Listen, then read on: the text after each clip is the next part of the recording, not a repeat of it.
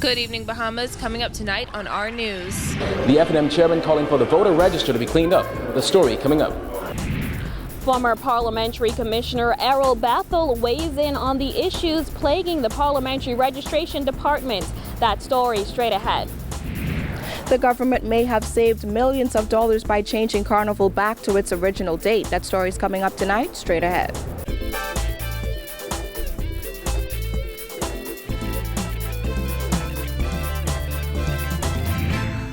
Is brought to you by Alive, the nation's newest and best LTE network. Good to be alive. Welcome to our news and thanks for joining us. I'm Christina McNeil. Topping news tonight, the Free National Movement is calling for all errors on the 2017 register to be corrected as soon as possible. The party's chairman today raising red flags over reports about multiple registrations for people as well as reports of citizenships being granted for the purpose of voting. Kyle Joaquin tells us more. Human error of 72 pages of routine errors. This is negligence and ineptitude. Unimpressed by the explanation of Parliamentary Commissioner Sherlyn Hall that hundreds of discrepancies on the 2017 register may have been the result of human error, F&M Chairman Sidney Collie said the register is dirty. He asserted that the general election cannot be held with the Parliamentary Registration Department in its current state. The F&M will not allow the PLP to conduct an election under these circumstances. This register must be cleaned up, and we are doing our part to ensure that it is. Collie also commented on claims that people are being granted citizenship then rushing to register to vote. A photo of one woman's voter's card and certificate of naturalization, both dated April 4th, 2017, has been widely circulated on social media. Public Affairs Officer in the Department of Immigration, Al Delat, said the Ministry of Foreign Affairs is aware of the matter, but insisted there is nothing illegal about a person registering to vote once they receive the proper documentation. The F&M chairman, however, feels the Christie administration has a lot of questions to answer regarding what's been happening at the Parliamentary Registration Department. The F&M and the Bahamian people will not allow this government to steal this election. We hold this Christie-led government and his minister responsible for election to ensure every Bahamian citizen is able to exercise their democratic right without political shenanigans. Some people have called for the removal of the parliamentary commissioner, who has also been criticized for his department's poor handling of the results in the gender equality referendum. Despite his disappointment in the department, Collie said the election is too close to replace Hall now. At this point, the F&M is concerned with whatever the team that is there, that they clean up this register. The register, it's only 5 weeks, I estimate, before a general election. It's too late for a new team. Collie said going forward, the F&M is willing to work along with the Parliamentary Registration Department to ensure that the general election is as clean and fair as possible. Reporting from F&M headquarters for our news, I'm Kyle Joaquin.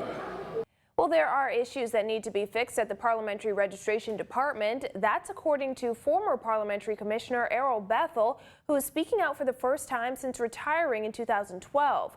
While he dodged questions about ongoing issues at the department, including the recent revelation that the current voter register contained hundreds of flaws, he admitted that there needs to be a public discussion on electoral reform. Jasmine Brown reports.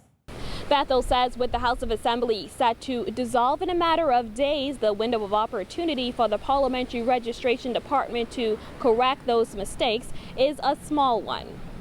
I think if there are errors, I think every effort will be made to make sure that those are corrected, and hopefully everything will be in order. Bethel's successor, Sherlyn Hall, confirmed that the discrepancies include the names of hundreds of voters appearing on the register more than once. The register also listed some voters' dates of birth as the 1700s or 2017. Hall defended the department, saying his staff is only human. However, former Prime Minister Hubert Ingram, who has been critical of Hall's leadership in the past, asserted that if he were still Prime Minister, Hall would not be holding that post. Despite being asked repeatedly, Bethel said he had nothing to say about the controversy surrounding the department. Do you have faith in Shillen Hall that he will fix I'm not commenting. I'm not commenting on individuals at all. Okay. I do you have wouldn't faith do in the that. department that they will fix the issues? I don't want to talk, seriously, I don't want to talk about the department and what the department will or will not do. When asked if he believes the discrepancies have marred the integrity of the electoral process, Bethel gave this brief response. I don't think it should reach to that point. I really don't think it should reach to that point. As for suggestions by some that there should be an entirely new voter register, Scratch the entire thing and start over? People have said that on We have to have media. election within a 5-year period by law. The election must be held. So I don't know how you can do that in a week or two. I don't know. Now, Bethel says at this point it's clear that there needs to be a national discussion on electoral reform and strengthening the system. Reporting for our news, I'm Jasmine Brown. And within 48 hours of announcing that Bahamas Junkanoo Carnival had been delayed to May 18th through 20th, the Ministry of Tourism announced last night that Carnival will proceed on the original dates on May 4th through 6th on New Providence and April 28th and 29th on Grand Bahama after full consideration of all matters. Well, the president of the Carnival Band Owners Association says while the government made the right decision by moving Carnival back to the original dates, the damage has been done. Giorgio Bain has that story. Rhythms Band President Dario Torelli said the government failed to realize just how important Bahamas Junkanoo Carnival was, which left them no choice but to change it back to its original date or stand to lose millions. Last night, the Ministry of Tourism released a statement announcing the reinstatement of the original carnival dates, adding the minister has requested that the Grand Bahama component of the festival be reinstated for this year's carnival. This change of heart comes 48 hours after officials confirmed that Carnival had been postponed due to unavoidable circumstances, sparking widespread outrage. Torelli, who is also the president of the Carnival Band Owners Association, said the postponement sent band owners into crisis mode. Drastically, if the date had moved and didn't come back to May 4th or the 5th, 6th, we would have lost plenty of money. You're talking about 1 year planning, just a 12 months planning into road march. Carnival, I don't think they understand it fully. We did an exercise 2 days. We had two days of crisis meeting, the Bahamas Carnival Band Owners Association, and you're looking at almost $1 million in expected revenue lost if the date had changed. Tourism Minister Obi Wilchcombe said while he understands the thinking that led the Festival Commission to postpone Carnival, the intervention made by his ministry was predicated by the voices of local stakeholders and the consideration of the many guests who had made preparations to travel to the Bahamas for this year's Carnival.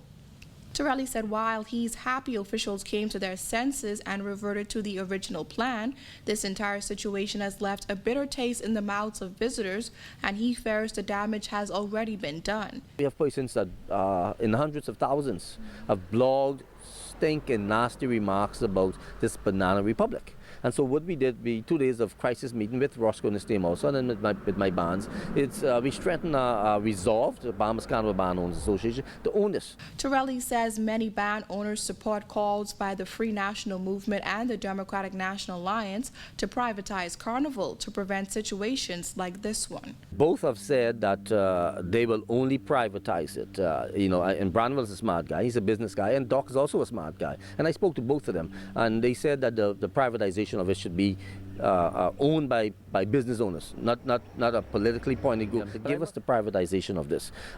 Give us the funding so we could put it on. Carnival's about the road parade.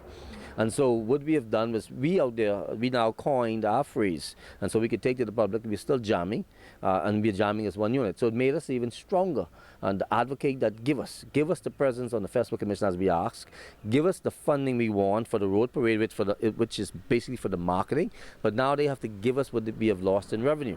Reporting for our news, I'm Giorgio Bain. Still to come on our news, the DNA's shadow cabinet revealed. Stay with us.